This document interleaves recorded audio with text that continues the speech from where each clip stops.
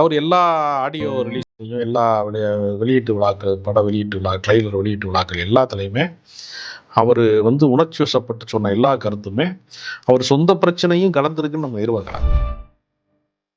85 வயசுல நீங்கள் வந்து தோல்வியை தாங்குகிற வயதுல நீங்க இளமையில வந்து ஒரு பிரச்சனையை எதிர்கொள்வதற்கும், நடுத்தர வயதுல ஒரு பிரச்சனையை எதிர்கொள்வதற்கும், முதுமையில எதிர்கொள்வதற்கும் வேறுபாடு இருக்கு.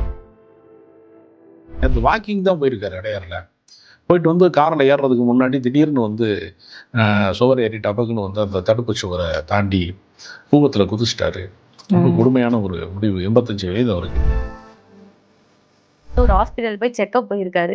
ஸோ அதனாலயும் ஒருவேளை இவர் இந்த முடிவு எடுத்திருக்கலான்ற மாதிரி சொல்றாங்க. அது மாதிரி ஏதாச்சும் எனக்கும் தகவல் வந்துச்சு. ஏதோ ஒரு மெடிக்கல் செக்அப்புக்கு போகும்போது ஒரு ரிசல்ட் வந்து அவருக்கு எதிராக வந்துச்சு. அவருடைய உடல்நிலை ரொம்ப ஆபத்தான கட்டத்தில் இருக்கிறதாக வந்துச்சு அப்படின்னு ஒரு தகவல் இருக்கு. மரணம் வந்து இயற்கையாக தான் நிகழும். அவரால் வந்து இந்த கடன் சுமைகளை வந்து தாங்க முடியவில்லை அப்படிங்கிறப்ப குடும்பத்துல அது பிரச்சனையாக எதிர்கொள்ளுது. குடும்ப உறுப்பினர்களுக்குள்ள அவர் மனைவி எல்லாம் பிரிஞ்சு பிள்ளைகள்கிட்ட எல்லாம் பேச்சுவார்த்தை எல்லாம் குறைஞ்சு அவர் வந்து கிட்டத்தட்ட பார்த்தீங்கன்னா தனியா ஒரு ஹோட்டல்ல ரூம் போட்டு தங்குறீங்க பல நாள் தனிமையிலேயே இருந்திருக்கிறார். ராஜனுடைய விபரீதமான மரணம் என்பது இனிமேல் வந்து சினிமாவில் ஒரு நிகழ்வே நடக்கக்கூடாதுங்கிற அளவுக்கு ஒரு புதிய தீர்வுகள் காணப்பட வேண்டும்.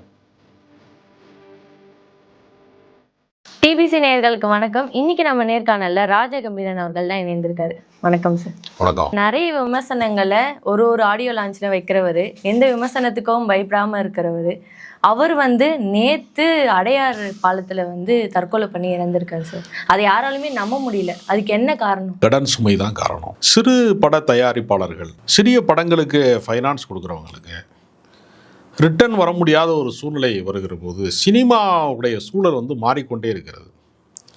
80களிலே இருந்த சினிமா 90களில் இல்லை. ஒரு 10 ஆண்டுக்கு ஒரு முறை வந்து ட்ரெண்ட் செட்டிங் மாறிக்கிட்டே இருக்கு. நீங்கள் உலகமயமாக்கல் என்று ஒன்று வருகிற போது சாதாரண திரையரங்கம், நீங்கள் வந்து பல பேருக்கு வந்து இந்த தலைமுறைக்கு தெரியாது, டூரிங் டாக்கீஸ்னு ஒன்று உண்டு. அதாவது ஆற்று மணலை கொட்டி வச்சு அது மேலே உட்காந்து படம் பார்த்த ஒரு தலைமுறை உண்டு. பெஞ்சில் உட்கார்றது அப்படிங்கிறது ஒரு பெரிய ஸ்டேட்டஸ். அப்புறம் வந்து இன்றைக்கி வந்து ஏசி இல்லைன்னா அது திரையரங்கமே இல்லைங்கிற கட்டம் இன்றைக்கி வந்துருச்சு. பல திரையரங்கங்கள் வந்து இன்றைக்கி வந்து பல தொழில்நுட்பத்தோடு கூடியதாக மாறிவிட்டது. அதுலேயும் நீங்கள் இண்டிவிஜுவல் தேட்டரை விட மல்டி காம்ப்ளெக்ஸு மால் தேட்டர்ஸ் வந்து அதிகமாகிட்டே இருக்கு. அப்போ நீங்கள் என்ன ஆச்சுன்னா ஒரு காலகட்டத்தில் ஒரே படத்தை நான் 17 முறை பார்த்தேன், 10 முறை பார்த்தேன் அப்படின்னு சொன்னவங்களாம் இருக்காங்க. இப்போ யாராவது ஒரு படத்தை நான் 10 முறை பார்த்தேன்னா அவனுடைய ஒரு மாத வருமானம் வந்து ஒரே நாளில் தீர்ந்து போயிடும். ஏன்னா அவ்வளவு டிக்கெட் விலை வந்து உயர்ந்திருக்கிறது. பாப்கார்னு 390 ரூபா, காஃபி 150 ரூபா, பார்க்கிங்க்கு ஒரு 120 ரூபா. படம் பார்க்குறதுங்கிறது ஒரு தனி மனிதனுக்கே 500 ரூபா, குறைஞ்சபட்சம் 600 700 ரூபாய் ஆயிடுச்சு. நண்பர்களோட படம் பார்க்குறவனுக்கு 1000 2000, குடும்பத்தோடு பார்த்தாங்கன்னா 3000 5000 அப்படி ஆயிடுச்சு. அப்போ உங்களுக்கு வந்து மிடில் கிளாஸ் வந்து படம் பார்க்குறத தவிர்க்கிறான். செலக்டிவான படங்கள் தான் பார்க்கணும். அப்பர் மிடில் கிளாஸ் தான் சினிமா தேட்டருக்கு போகிறான், மால் தேட்டருக்கு, ஐடி கம்பெனியில் வேலை ஆகுறவங்க தான் போகிறான். அப்போ நார்மல் பீப்புள்ஸில் கொஞ்சம் பேர் என்ன பண்ணிட்டாங்கன்னா படம் பார்க்குறது நிப்பாட்டிட்டாங்க. அப்போ ஏழை எளியவர்கள், முன்னாடிலாம் படத்துக்கு பேர் வந்து கூலி தொழிலாளி, விவசாயி, படகோட்டி அப்படி தான் அதிகமாக படங்கள் வரும். என்ன காரணம்னா அவங்க தான் படம் பார்த்தாங்க. இப்போ அந்த செக்டார் வந்து மாறிடுச்சு. அதனால் சிறு படங்கள் எடுக்கிறவங்க என்ன செய்கிறாங்கன்னா தேட்டருக்கு ஆடியன்ஸாக வர வைக்க முடியல. ஆர்டிஸ்ட் இருக்கிற படம், பிரம்மாண்ட படம், பாகுபலி மாதிரி படம் இப்படி செலக்ட் பண்ணி தான் ஆடியன்ஸ் வந்து படம் பார்க்க வர்றாங்க. அப்போ சிறு படம் எடுக்கிறவங்களுடைய நிலைமை என்ன ஆகும்? பெரிய படங்களுக்கு தான் போகிறாங்க. ஆமாம், சிறு படங்களுக்கு வந்து அதுக்குன்னு தனித்த திரையரங்கங்களும் இல்லை, குறைந்தபட்ச டிக்கெட் விலையும் இல்லை. இப்போ நீங்கள் வந்து பெரிய பெரிய பிரம்மாண்டமான கல்யாண மண்டபங்கள் இருக்குது. கொஞ்சம் வசதி குறைவானவர்களுக்கு சமூக நல கூடங்கள் இருக்குது. குறைந்த வாடகையில் மாநகராட்சி, நகராட்சி, பேரூராட்சிகளில் சமூக நல கூடங்கள் இருக்குல்ல, அரசு கட்டிடங்கள் இருக்குல்ல. அப்போ அப்படியே வாடகை கொடுக்குறாங்கல்ல. சினிமாவில் லோ பட்ஜெட் படங்களுக்குன்னு அதுவும் மால் தேட்டருக்கு தான் வருது. 2 கோடி ரூபாயில் எடுக்கப்பட்ட படம், 5 கோடி ரூபாயில் எடுக்கப்பட்ட படமோ, 500 கோடியில் எடுக்கப்பட்ட படமோ, 100 கோடியில் எடுக்கப்பட்ட படமோ ஒரே டிக்கெட் விலையில் வருது. அப்போ வந்து இந்த படத்தை காப்பாற்றுறது அப்படிங்கிறது முடியாத ஒரு காரியமாக இருக்குது. அவர் எல்லா ஆடியோ ரிலீஸ்லையும் எல்லா வெளியீட்டு விழாக்கள், பட வெளியீட்டு விழா, ட்ரெய்லர் வெளியீட்டு விழாக்கள் எல்லாத்துலேயுமே அவர் வந்து உணர்ச்சி வசப்பட்டு சொன்ன எல்லா கருத்துமே அவர் சொந்த பிரச்சனையும் கலந்துருக்குன்னு நம்ம எதிர்பார்க்கலாம். ஏன்னா அவர் ஒரு ஸ்கூல் வாத்தியாராக, தமிழாசிரியராக தன் வாழ்க்கையை தொடங்கி ஒரு உதவி இயக்குனராக வேலை செய்து அப்படியே படிநிலையில் தயாரிப்பாளராக மாறி அதற்கு பின்பு அவரே சில படங்களுக்கும் இயக்குனராக இருந்து அப்புறம் சினிமா ஃபைனான்சியர்களோட எல்லாம் அவரே வந்து கடன் கொடுக்கக்கூடிய இடத்துக்கு வந்து விநியோகஸ்தர் சங்க தலைவராகலாம் இருந்தால் அவர் மகனே ஒரு டைரக்டர், எல்கேஜிங்கிற படத்துடைய டைரக்டர். அப்போ இந்த பல படிநிலைகளே அவர் கடந்தவர். அவரால் வந்து இந்த கடன் சுமைகளை வந்து தாங்க முடியவில்லை அப்படிங்கிறப்ப குடும்பத்தில் அது பிரச்சனையாக எதிரொலித்து குடும்ப உறுப்பினர்களுக்குள்ள அவர் மனைவி எல்லாம் பிரிஞ்சு பிள்ளைகள்கிட்டலாம் பேச்சுவார்த்தையெல்லாம் குறைஞ்சி அவர் வந்து கிட்டத்தட்ட பார்த்தீங்கன்னா தனியாக ஒரு ஹோட்டலில் ரூம் போட்டு தங்குகிறார், பல நாள் தனிமையிலேயே இருந்திருக்கிறார் ரொம்ப வருஷமா. அப்போ 85 வயசில் நீங்கள் வந்து தோல்வியை தாங்குகிற வயதில், நீங்கள் இளமையில் வந்து ஒரு பிரச்சனையை எதிர்கொள்வதற்கும் நடுத்தர வயதில் ஒரு பிரச்சனையை எதிர்கொள்வதற்கும் முதுமையில் எதிர்கொள்வதற்கும் வேறுபாடு இருக்குது. முதுமையில் வந்து உங்களுக்கு வந்து நீங்கள் கோவப்பட்டால் உங்கள் உடம்பு தாங்காது, நடுக்கம் ஏற்படும். உணர்ச்சி வசப்பட்டீங்கன்னா உங்கள் உடம்பு வந்து ப்ரெஷரு சுகர்லாம் மாறும். அப்போ நீங்கள் அந்த நடுக்கம் வந்து உடம்பு தாக்கு பிடிக்க முடியாது. அப்போ அவர் மிகப்பெரிய மன அழுத்தத்துக்கு ஆளாகி நேற்று வாக்கிங் தான் போயிருக்கார் அடையாறில். போயிட்டு வந்து காரில் ஏறுறதுக்கு முன்னாடி திடீர்னு வந்து சுவர் ஏறி டபக்குன்னு வந்து அந்த தடுப்பு சுவரை தாண்டி கூபத்தில் குதிச்சிட்டாரு. ரொம்ப கொடுமையான ஒரு முடிவு. 85 வயது அவருக்கு. அப்போ இந்த உலகத்தில் வந்து அவர் தன்னுடைய கடன் பிரச்சனைகளுக்கு, சினிமாவில் ஏற்பட்ட அந்த தோல்விகளுக்கு அவரால் ஒரு தீர்வை காண முடியவில்லை. அதுதான் அதனுடைய மோசமான விளைவுக்கு காரணம். கே ராஜன் அவரை பற்றி கொஞ்சம் சொல்லுங்கள் சார். கே ராஜன் அவர்கள் வந்து தொடக்கத்தில் உதவி இயக்குனராக இருந்திருக்கார். அவர் வந்து ஒரு பள்ளிக்கூட ஆசிரியர், தமிழாசிரியர். அவர் இந்த தமிழாசிரியர்களுக்கு வந்து இலக்கியம், கதை, கவிதையெல்லாம் வந்து இயல்பாகவே ஒரு ஈடுபாடு இருக்கும். அதனால தான் அவருக்கு அந்த நல்ல பேச்சாற்றல் கொண்டவராக அவர் இருந்தார். அவர் தமிழாசிரியராக இருக்கிற அவர் வந்து பின்னால் உதவி இயக்குனராகி சினிமாவில் வந்து கொஞ்சம் காலத்தில் வந்து சில கான்டாக்ட்ஸ்லாம் வச்சு அவர் வந்து ப்ரொடியூசர் ஆகிட்டார். அதுபோக ஒரு ஸ்கூல்லாம் நடத்தியிருக்காரு. காமராஜர் பேரில் ஒரு ஸ்கூல்லாம் நடத்தியிருக்காரு. அவருடைய திரைப்படங்கள் நீங்கள் பார்த்தீங்கன்னா பிரம்மச்சாரிகள், டபுள்ஸ், அவள் பாவம், நினைக்காத நாளில்லை, இதெல்லாம் வந்து அவர் தயாரித்த படங்கள். நம்ம ஊர் மாரியம்மா, உணர்ச்சிகள் ஆகிய 2 படங்களை அவர் இயக்கியிருக்கிறாரு. அதே மாதிரி பார்த்தீங்கன்னா தங்கமான தங்கச்சி, சின்ன பூவை கில்லாதேன்னு 2 படங்களுக்கு கதாசிரியராக இருந்திருக்கார். அதனால் அவர் கதாசிரியர், இயக்குனர், தயாரிப்பாளர், விநியோகஸ்தர் சங்க தலைவர் என்று பல பொறுப்புகளை அவர் வந்து வைத்திருக்கிறார். தயாரிப்பாளர் சங்கத்திலையும் அவர் முதன்மையான பொறுப்புகளில் இருந்திருக்கிறார். பலவேறு பஞ்சாயத்தை அவர் தீர்த்து வச்சிருக்காரு. அவர் பஞ்சாயத்தை தீர்க்கிறதுக்கு ஆள் இல்லாமல் இப்படி ஒரு தவறான முடிவை அவர் எடுத்திருக்கிறாரு. ஒரு பக்கம் அவருக்கு 15 கோடி கிட்ட கடன் இருக்குன்னு சொல்லிட்டு இப்போ சொல்லிட்டு இருக்காங்க. இன்னொரு பக்கம் வந்து குடும்ப சண்டையால் ஒருவேளை மன அழுத்தத்தில் இருந்திருக்கலாம், அதனால தான் அவர் அந்த தற்கொலையை பண்ணியிருக்கான்னு இன்னொரு பக்கம் சொல்கிறாங்க. இப்போ ரீசெண்டாக ஒரு ப்ரெஸ் மீட்டில் வந்து அவங்க பையன் வந்து என்ன சொல்லியிருக்காருன்னா, துணைத் தலைவராக இருந்தாராம் தயாரிப்பாளர் சங்கத்துக்கு. அங்கேருந்து நிறைய ப்ரொடியூசர்ஸ்க்கெலாம் இவர் ஃபினான்ஷியலாக ஹெல்ப் பண்ணியிருக்காரு. அவங்க யாருமே பணம் தராததுனால அவருக்கு ஹார்ட் அட்டாக்கே வந்திருக்கு ஒரு வாட்டி. நாங்கள் அப்போலோ மருத்துவமனையில் சேர்த்து அவருக்கு ட்ரீட்மெண்ட் எடுத்தோம். ஆனாலுமே அவங்க இப்போவும் அந்த காசை மறுக்கிறாங்க. அவங்க இப்போ அந்த காசை கொடுத்தாங்கன்னா எங்களுக்கு அது ஹெல்ப்பாக இருக்கும்ன்ற மாதிரி சொல்லியிருக்காரு. அந்த அளவுக்கு கஷ்டத்துலையா சார் இருக்கா? நிச்சயமாக. அது வந்து எப்போவுமே சினிமாவில் வந்து ஒரு நம்பகத்தன்மை சார்ந்து பணங்களை வாங்கி கொடுப்பாங்க, வந்து ஃபினான்ஸ் வாங்கி கொடுப்பாங்க, நட்பு சார்ந்து செய்வாங்க. ஒரு படத்தை எடுக்கிறதுக்காக எவ்வளோ சிரமப்படுறாங்க. இப்போ நீங்கள் கதாநாயகர்கள் வந்து கோடி கோடியாக சம்பளம் வாங்குறாங்க. ஆனால் ஒரு தயாரிப்பாளர் தோற்று போனான்னா அதுக்கு சப்போர்ட் பண்ணுறதுக்கு யாருமே இல்லை. அவர் கைவிடப்பட்டவராக மாறிடுவார்.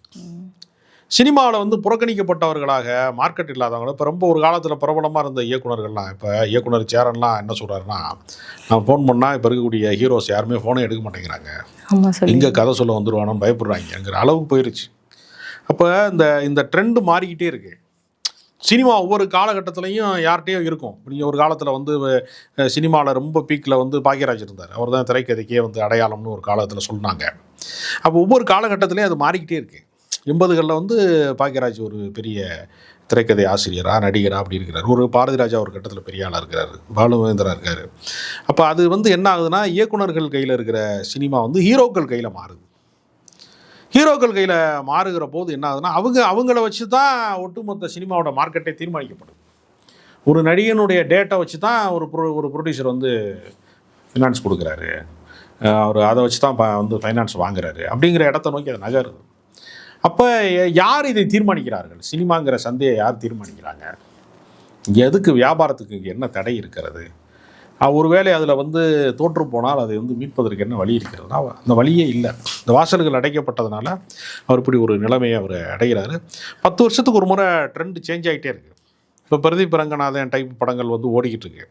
அப்படி இருக்கும்போது கூட அப்பையும் ஒரு படம் ஓடாமல் போகுது. அந்த மாதிரியான படங்கள் தொடர்ச்சியாக வந்து நீங்கள் பார்த்தீங்கன்னா ஒவ்வொரு கட்டத்துலையுமே அந்த மாதிரி ஒரே மாதிரியான படங்கள் வரும். காதல் கோட்டை வந்தப்போ எல்லா படமும் காதல் படங்களாக வந்துச்சு. பருத்தி வீரே மாதிரி படம் வந்ததுக்கு பின்னாடி எல்லா படத்துலையுமே ஹீரோ வந்து அழுக்கு ருங்கியை கட்டிக்கிட்டு ஒரு இதாக இருக்கான் அப்படிங்கிற மாதிரியே வந்துச்சு, பொறிக்கா இருக்கான்ற மாதிரியே வந்துச்சு. ஒவ்வொரு காலகட்டத்துலையும் ஒரு ட்ரெண்ட் செட்டிங்னு ஒன்று உருவாகுது. அடுத்த சில வருடங்கள் அது காலியாகுது. இப்போ ஒரு இயக்குனர் வந்து என்ன செய்வார்னா, இப்போ பாரதி ராஜா ஒரு ஸ்டைல் ஆஃப் ஃபிலிமுக்கு இப்போ அழகியிருப்பார். நீங்கள் வந்து கௌதம் மேனன் ஒரு ஸ்டைல் படம் வந்து இயக்கிக்கிட்டே இருக்கார். மிஸ்கின் வந்து அவருக்குன்னு ஒரு தனித்துவத்தோடு ஒரு படம் இயக்குவார். அப்போ ட்ரெண்டுக்காக அவங்களால மாற முடியாது. அவங்க சினிமாவை எப்படி புரிஞ்சு வச்சுருக்கிறாங்க, வாழ்க்கையை எப்படி புரிஞ்சு வச்சுருக்கிறாங்க, ஒரு கதை எப்படி ப்ரெசென்ட் பண்ணுறாங்கங்கிறது அவங்களுக்கு ஒரு தாட்ஸ் இருக்கும். அது ஜெயிக்கிற வரைக்கும் தான் சினிமா அவர்களை தூக்கி சுமக்கும். ஜெயிக்கலைன்னா சினிமாவில் வந்து கைவிடப்பட்டவர்களுக்கு இந்த மாதிரி ஒரு அவல நிலை வருகிறது. இவர்களை காப்பாற்றுவதற்கு இப்போ திரைத்துறையிலிருந்து ஒரு முதலமைச்சர் வந்திருக்கிறார் நீண்ட காலத்துக்கு பின்பு. இது மாதிரி பிரச்சனைகள் எதிர்காலத்தில் ஏற்படாத வண்ணம் பாதுகாப்பதற்கு தமிழ்நாடு அரசே ஓடிடிலாம் உருவாக்கப்படணும். சிறுபடங்களை காப்பாற்றுவதற்கு, சிறுபட தயாரிப்பாளர்களை காப்பாற்றுவதற்கு ஒரு மாற்று முயற்சியை வந்து தொடங்கணும். ராஜனுடைய இந்த விபரீதமான மரணம் என்பது இனிமேல் வந்து சினிமாவில் இப்படி ஒரு நிகழ்வே நடக்கக்கூடாதுங்கிற அளவுக்கு ஒரு புதிய தீர்வுகள் காணப்பட வேண்டும் அப்படிங்கிறது முக்கியமானது. இவர் வந்து இப்போ இறக்கிறதுக்கு முன்னாடி ஒரு வாரத்துக்கு முன்னாடி வந்து ஒரு ஹாஸ்பிட்டல் போய் செக்அப் போயிருக்காரு. ஸோ அதனாலையும் ஒருவேளை இவர் இந்த முடிவு எடுத்திருக்கலான்ற மாதிரி சொல்றாங்க. அது மாதிரி ஏதாச்சும்? அதாவது இல்லை, அந்த விஷயம் எனக்கும் தகவல் வந்துச்சு. அவருடைய ரிசல்ட் வந்து அவர் ஏதோ ஒரு மெடிக்கல் செக்கப்புக்கு போகும்போது ஒரு ரிசல்ட் வந்து அவருக்கு எதிராக வந்துச்சு. அவருடைய உடல்நிலை ரொம்ப ஆபத்தான கட்டத்தில் இருப்பதாக வந்துச்சு அப்படின்னு ஒரு தகவல் இருக்கு. மரணம் வந்து இயற்கையாக தான் நிகழணும். மரணம் தான் நம்மை தேடி வரணும். நம்மை தேடி மரணத்தை தேடி மனிதன் போகக்கூடாது. எப்படி போனாலும் இப்படி ஒரு முடிவு வந்திருக்கக்கூடாது.